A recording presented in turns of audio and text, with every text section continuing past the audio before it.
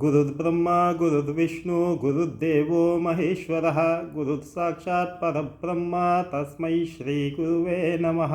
Om Sai Ram. Jai Mahakali. Topic for today is there 3 million gods in Hinduism?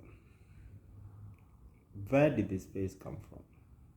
Hi everyone, my name is Kashwin Nair, founder of Mayana Kali team. Do follow our official group on Facebook titled Mayana Kali, the Black Goddess of the Cremation and Burial Grounds, and we have 52,000 active members in our group. Back to our topic. Do we have 3 million gods in Hinduism?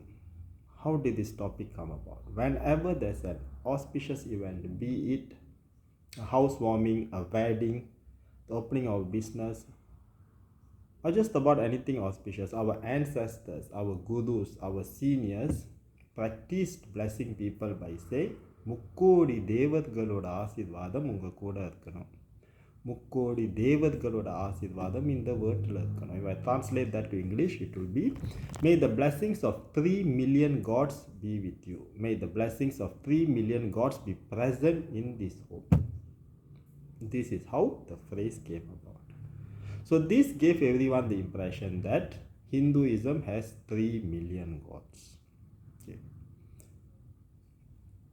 Why 3 million gods?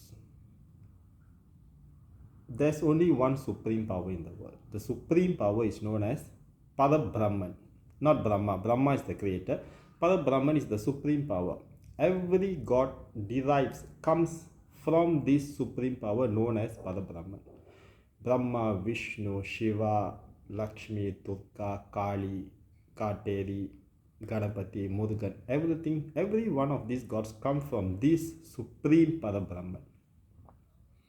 So when I told people there's only one supreme power and all the forms of the gods that we are praying to come from this Parabrahman, on the spot they have one question to ask. How come you have one god with elephant head? Why do you have one god who is a snake? Why do you have one god who is an eagle? Why do you have one god who is a monkey? Why do you have one god who is a pig? Why do some gods have one head? Why do some gods have 3 heads, 5 heads, 7 heads, 10 heads?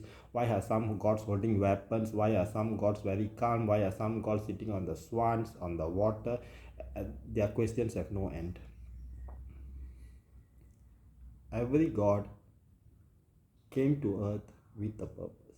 Let's look at the good qualities of the gods. Good qualities of the gods include courage, justice, temperance, generosity, honesty, patience, prudence, kindness, gratitude, wisdom, integrity, compassion, truthfulness, respect, loyalty, forgiveness, trust, and faith. Anyway, I've been trying to explain this to people for many years. People's questions never stopped. They insisted that Hinduism is so complex that there's 3 million deities in it. If I go deep into that, let me give you a very simple scenario of my own life or what I have been in. I have one mother and one father. I am born from them. I'm very close with my mother and I love her a lot. Okay. My father's name is Sri Dadan Nair. He just passed away a year back, and my mother is Leena Dadan Nair. Okay. Now let me look at my mother. Okay. To look at my mother, let me bring myself back to those days when I was still studying. When I came back for my studies in the afternoon, the first thing I did is I will throw my bag to the side. The only thing I want to do was to eat. I will ask my mother, Ma, what did you cook today? My mother will be in her maxi. One hand she'll be holding a ladle, the cooking ladle. One hand she'll be holding a knife. She'll be stirring something in the kitchen, and another side she'll be planning to cut some vegetables. Annoyingly, she'll tell me, go and wash your legs, wash your face first before you ask me what I cook. After I wash my face, I wash my legs, she'll reply, oh, I cook this today. Whatever she cooked excited me, as I love food a lot. Then she's a wife to my Acha. Acha loves avial a lot. Whenever Amma cooks avial, my father will eat 2 servings of food. Okay. Acha had a habit of asking, did you cook avial? Although my mother doesn't cook it that frequent. If she was going to cook avial for him, the first thing she has this statement just to annoy Macha by saying, so many years I'm married to you. She has to use that statement, then only she'll talk the rest of the things to Macha, just to annoy him. Okay. One mother, already she's holding two roles. She's my mother and she's a wife. Whenever my siblings are around or my relatives came by, I do not call her Ma. I had a habit of calling her Amme. Where's Amme? Well, the conversation will go by Amme, when here, Amme, when there, Amme. One person, already three names. Okay. Apart from that, my mother is also a working person. She works in a advertising firm and she holds one of the senior positions in a company. At work, what will she do? She'll be meeting clients, signing contracts, briefing the staffs on what they have to do, setting up the system in the computer. How will she dress to work? Obviously, she'll be in formal attire.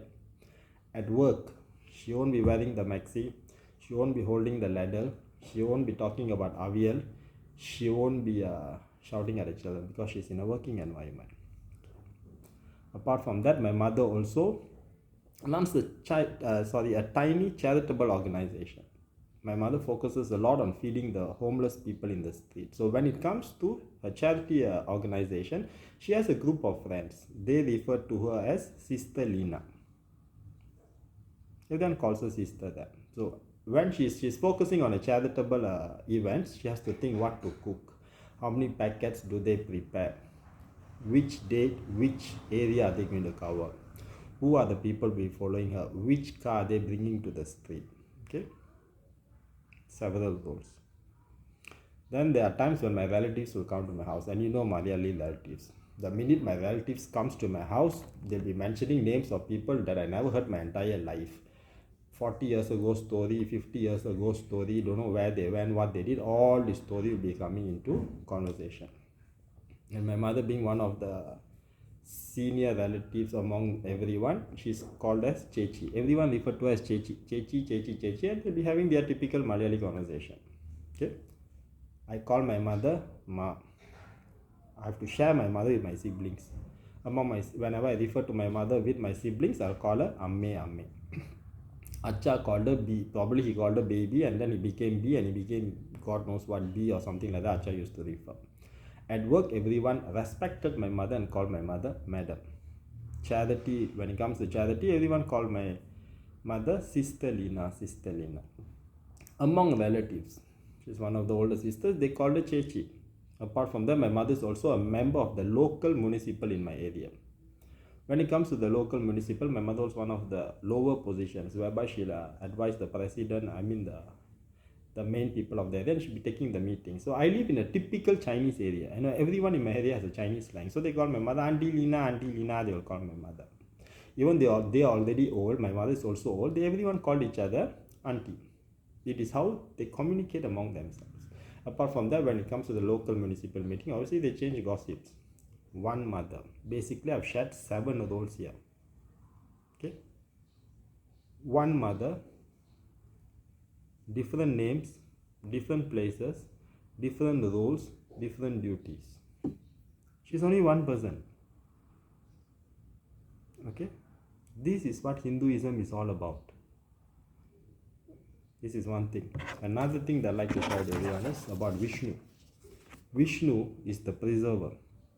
Every time demons created atrocities, Vishnu took various forms to preserve righteousness and save mankind.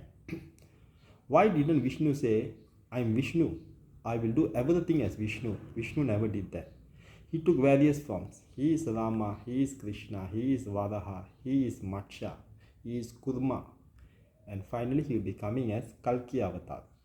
Why didn't he do it as Vishnu alone? He could have said, I'm very powerful, I can do everything myself. No, he never did that. Every form that Vishnu took served a different purpose at a different time, at a different place, for a different cause. I hope things are fairly clear now. This is one thing. As I mentioned before, I'm a devotee of Mother Kali. So definitely in all my videos, in my upcoming videos, you'll hear me speaking about Mother Kali a lot. Common things. We go through this a lot in life.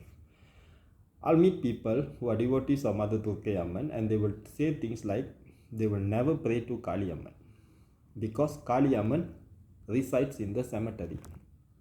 You know what does this sound like? It's like I'm telling my mother, Ma, I only like you if you're at home. If you go out of the house and you are doing street charity, I won't like you, Ma. Exactly how it sounds like. There's another group of people, they'll pray to every form of Amman, they'll never pray to Kateri Amman. Stay clear, I'm not influencing anyone to pray to Kateri Amman. I'm not doing such a thing. I'm explaining to you about the 3 million gods in Hinduism. So when a person says they'll pray to every form of Amman, they'll never pray to Kateri Amman. Once again, it's the same scenario. You are telling your birth mother, Ma, I only like you if you're at home. If you go out and work, or if you go out and do charity, not only I won't look at you, I won't like you at all. Same mother went to work, did charity, fulfilled her duties outside, and she's going to come back home. One person. Once again, one person, different name, different roles, different duties, different places.